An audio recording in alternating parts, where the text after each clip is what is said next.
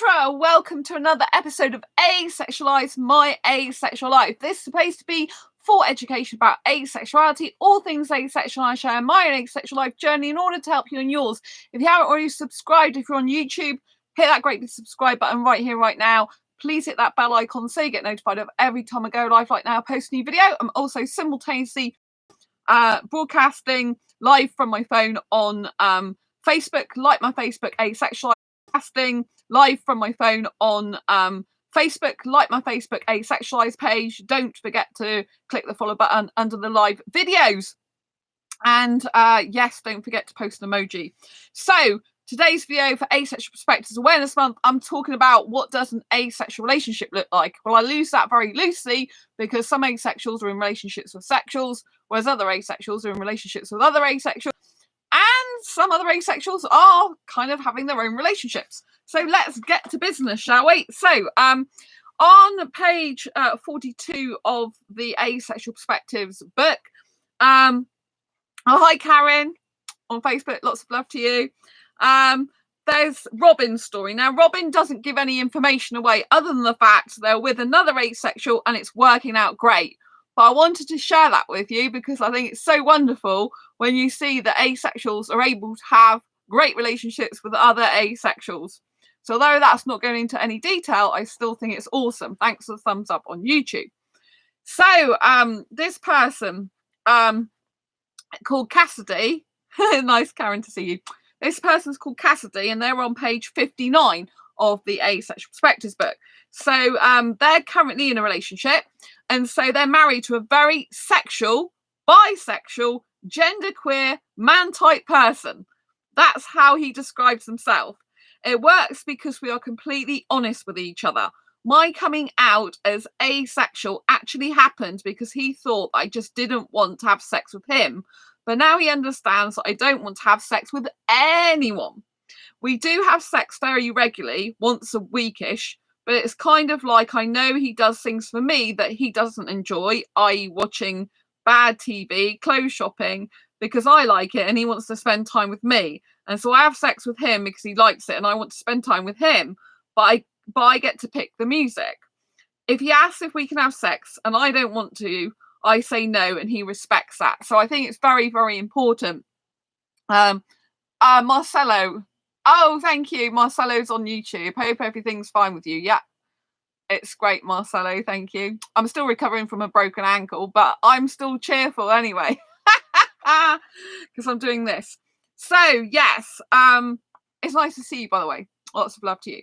So yeah, so basically I think it's very important that if you are going to be in a relationship with a sexual person, that they really respect your boundaries, and at any time, at any point you want to say no to sex, then you actually do say no to it and they respect that. My last long-term ex was in a relationship with him for a total of 8.5 years. And whenever I said stop, he would say, "Are you sure?" And I'd say yes, and he would stop. Even if he was in the middle of doing it or whatever was happening, you know? And he was very, very good like that. He never, ever did sex when I didn't want it, ever. So I'm really, really glad about I had a good experience like that. So I think it's nice. I think it's good that Cassidy's explained how it works for them, that they want to have sex with their husband in order to spend time with them, and they realize that their husband does things for them that they don't like doing, so they feel like, you know, I can do that for them, but they're still in control of the situation, as in they can say no at any time. And I think that's very important. When I did have sex in the past, sometimes, well, not very often, I didn't used to instigate hardly ever, but the occasions I did, it was to be in control of the situation. Because, you know, like sometimes it's just better for you to be in control as an asexual person. Sometimes it's better for you to go on top and stuff like that. If you are going to have sex, I don't have sex now. I've been sex free for 10 years this November. So it's my 10-year sex free anniversary. So I'm so happy about that. But, you know, I am writing the Asexual Guide to Sex book, and I do have to be honest about the fact I had that in the past and you know, the things about it, you know. It's very kind of weird looking back at my life then to how it is now. It's so drastically different. Right. So Hannah Leigh Steinhardt's story, page 125 of Asexual Perspectives book. They are currently in a queer platonic relationship with someone, and the subject of sex has never come up, as it is long distance relationship, basically. We view each other more as extremely close friends who put each other before the world. I think that's so sweet. I know that she is a strong supporter of all things LGBTQA plus anything I forgot. And so we've never felt the need to come out to each other. It is working out really well, and we just started writing a book together. We met at a summer camp 2 years ago and never stopped talking. And even with 90% of our interactions being over text, we know each other inside out. We comfort the other when they've had a bad day, celebrate good test scores, anything. And I think this is a beautiful, beautiful, loving relationship, you know. Some people do want long distance relationships. Some people are very good at it. I personally need in-person contact. You know, I need kisses and cuddles and holding hands. I need the physical stuff. So for me, long distance, especially in another, with someone in another country, just doesn't work for me, right? If it was long distance, it'd have to be in my own country, a place where I and them could get to see each other. And, you know, ideally they could come and see me like at least once a week, ideally, really, or twice a month would be like sufficient, twice a month. But any less than twice a month, I would be like, this is not really good, you know? Ideally, I'd want the guy to move to live near me, but not with me for a living apart together relationship, to be honest with you. But, you know, they can work, you know, because I like my own space. But, you know, for some people, long distance works because they don't need the physicality. They don't need the touching. You know, they're not into kissing or cuddling or holding hands or doing much physical stuff. So for them, it works. I think for aromantic asexuals rather than romantic asexuals, it probably works better because aromantics lack romantic attraction and they lack sexual attraction. Unless, of course, they're a demi-romantic, then they do experience romantic attraction, but only when a very deep emotional bond has been formed. So, Geeks Vanderpole, they, so page 192. So, they're currently in a relationship with an asexual man. And I have been in a relationship with him for 4 years and 2 months. Woo woo! He identifies the same as me. It is working out well. We love each other and have the same sexual need. None. And I think this is so beautiful. I love to see asexuals having relationships with others asexuals and them being super successful. Because you know, as an asexual myself, who'd love to be in a relationship in the future with another asexual person, it'd just be incredible, you know.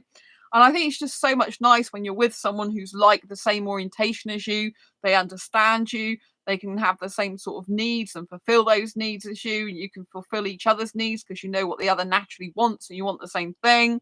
So really, if you can be with someone of your own orientation, I just think it makes the relationship a lot more comfortable, a lot more easier going, and just generally all around better. That's my personal opinion. Right, personally, but obviously there are people who are sexuals in relationship with asexuals and it still works out, even without the sex, right? So, Molly, I have many friendships, some with sexual people and some with LGBTQ plus people. I come out to my friends at the very beginning of our relationships, so they and I are on the same page. I like to communicate to my friends that I am aromantic and asexual and constantly discuss our comfort zones in the relationship regarding sex and romance. I have one close friend who is aromantic and asexual like me, and that friendship is very special to me. It's less complicated, but sometimes gets very intense in a good way. This is on page 200. So Molly is aromantic. So aromantics can have, you know, queer platonic relationships. Some aromantics are in full-blown relationships, as in they are with someone who's a romantic person and who's even a sexual person, without them experience romantic or sexual attraction themselves if they're an aromantic asexual person, right? So, but for some asexuals, like deep friendships with kind of like intensity is a type of relationship for them, you know? And I think like aromantics can have quite a lot of relationships, but just not traditional ones from what I know and understand. Right, so I've just got someone who's become a friend with me and they're on the aromantic spectrum and they're a really nice person, really chatty. They're also in a QPR at the moment anyway, so there's nothing going to go on there romantically because they're aromantic obviously and they've got their person, but it's just nice to have a friend. I did tell them I'm into Indian guys anyway and I'm just looking for friends, but they're a really nice person. They're very attentive as a already and I haven't known them long, very conversationalist. which I really like. They're really busy in their own life, got a lot of stuff going on, very intelligent, yet can spend time for me, and I'm a new person in their life. So I just think that's a really nice, good start to a good friendship. I'm really looking forward to seeing where that goes as a friend, right? So this person, Joelle 225, said they're technically single, but they have been talking to another asexual for almost 2 years, now developing something of a relationship. We're both busy people, so this has been a great way of connecting with someone without the pressure of traditional dating. So yeah, some people take ages to get into a relationship, which is a good thing, really. For me personally, I find it difficult, because I don't have any asexual friends that would be suitable for me to be in a relationship with. I find a lot of people, they have asexual friends, and they have lots of asexual friends, and lots of them could possibly be right for them. Whereas me, I don't have any asexual friends that would be right for me to be in a relationship with. But that's how it goes. It's not my time yet. I'm here to help asexuals and pursue that type of thing, I think. So, Anon's story, page 242. Now, Anon is in a relationship. They're currently in a relationship that's lasted since October the 26th, 2013. This book was published in 2017. We had a rough patch that lasted from August 2015 to January 2016. But other than that, we mostly get along. He is most certainly not asexual. He is heterosexual. Other than him trying to get me into sex, we are great together for the most part. We have a best friends aspect to us, and I enjoy intimate, non-sexual moments. As for the non-penetration sexual acts he tries with me, I don't care for it, but I compromise on it. I don't hate it, but I'm more apathetic about it. He assumes my physical arousal is me being turned on, even though I feel nothing in regard to sexual desire.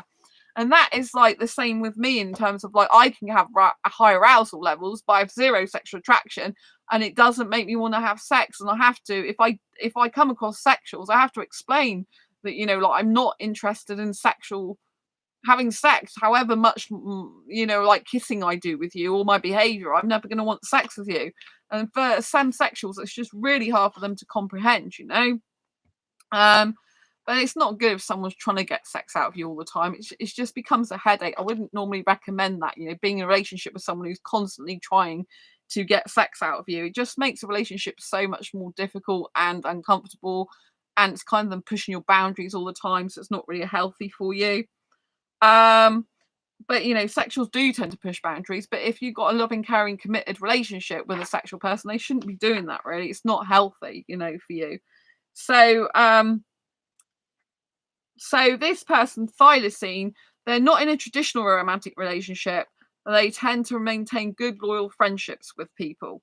So for them, that kind of is their relationships, And then Marnie's story. So Marnie's is where we're going to end. It's very interesting. Page 328 of Asexual Perspectives. Now, Marnie has been married 25 years to a sexual person.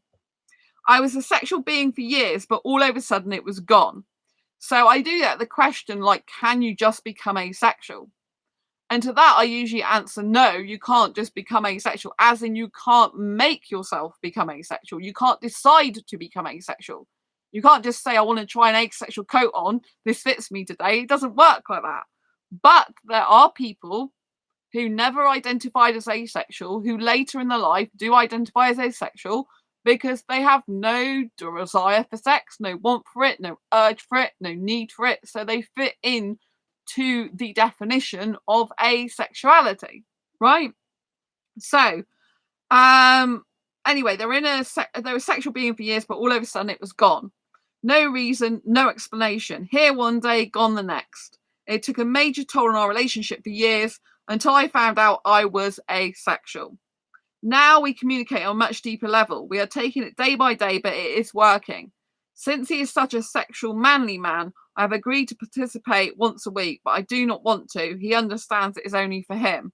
And I would say strongly that I would advise against this. I mean, they're married, so it's very difficult, But at the end of the day, I don't think anyone should be doing something just for the sake of doing something, And when they say they don't want to have sex, for me personally, I feel like my heart goes out to this person, because, for me, I don't think it's good to be having sex with someone when you don't actually want it.